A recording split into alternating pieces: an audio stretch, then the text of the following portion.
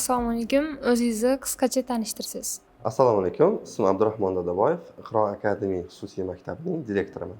O'zi hozirgi kunda farzandlarimizni qayerda, ya'ni qanday muhitda o'qitishimiz eng ma'qul bo'ladi biz uchun? Bu savolga javobni har bitta ota-onaga individual berishni xohlagan bo'lardim, bola bilan gaplashib, lekin bu vazifani keling ota-onalarga yuklaylik. Ya'ni ota-onaga tavsiyam farzandingiz bilan gaplashing, maslahatlashing. Orzulari qanaqa, nimani xohlaydi, qanaqa joyda o'qishni xohlaydi. Ko'p holatlarda biz bola bilmaydi degan tamoyil bilan ishlaymiz, lekin buning aksi to'g'riroq. Bola o'ziga nima yaxshiligini bizdan ko'ra yaxshiroq biladi.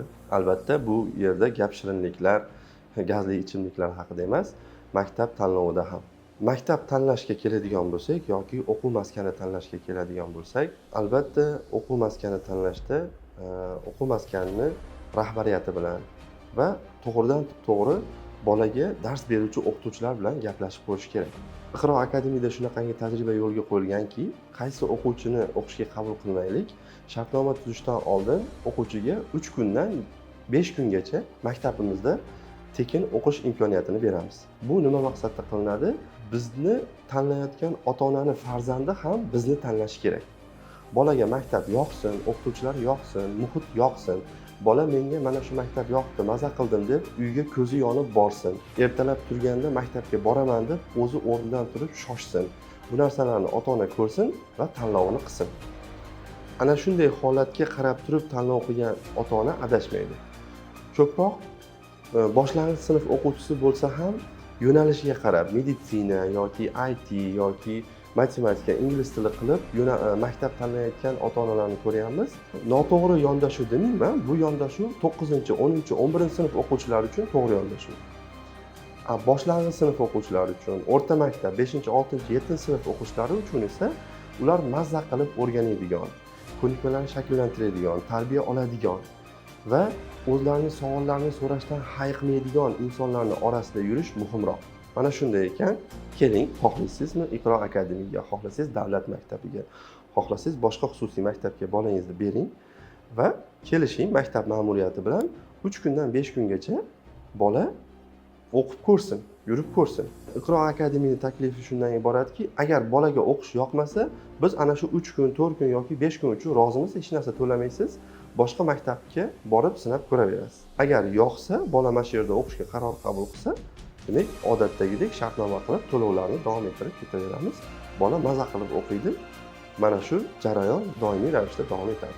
Ya'ni ko'pchilik ota-onalar farzandiga atrofidagi do'stlari nojo'ya ta'sir qiladi deb o'ylab, ular bilan aloqalarini cheklab, faqat o'qishi uchun sharoit yaratib berishadi.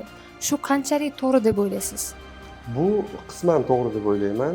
Ayniqsa bugungi kungi jamiyatimizda, hattoki maktab o'quvchilari orasida ham zararli odatlar, chekish, psixotrop moddalar iste'mol qilish, yomon video o'yinlar, internet veb-saytlardan foydalanish kabi odatlar keng tarqalib borayotgan paytda ota-onalar bolalarning xavfsizligini birinchi o'ringa qo'yishi bu to'g'ri.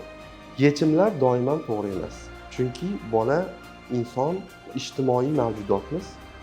Jamiyatdan tashqarida gullab yashnashimiz, ko'karishimiz, o'sishimiz qiyin. Shunday ekan, ota-ona kerak bo'lganidek bolaga do'st, yor, birodar ham kerak.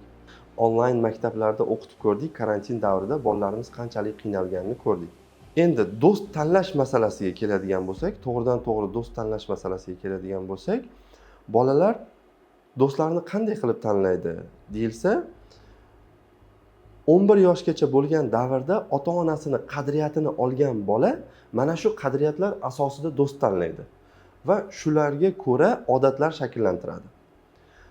11 yoshigacha e'tiborsiz qolgan bola yoki qadriyatlar singdirilmagan bola duch kelgan inson bilan do'st bo'ladi. Ana unda yomon odatlar, zararli odatlar, psixotrop moddalar, chekish, video o'yinlar, internetdagi badxulq veb-saytlar kabi narsalar bolani hayotiga kirib kelishni boshlaydi. Shuning uchun meni ota-onalarga aytmoqchi bo'lgan birinchi iltijoyim, farzandingiz 10-11 yoshga kirmaguncha bolani O'zbekistonga tashlab chet el safariga, chet elga ishlashga ketmang. Kamroq pul topsangiz ham O'zbekistonda toping, ko'proq pul topmoqchi bo'lsangiz kasbingizni ustasi bo'ling, ko'proq pul toping, lekin bolani tashlab ketmang.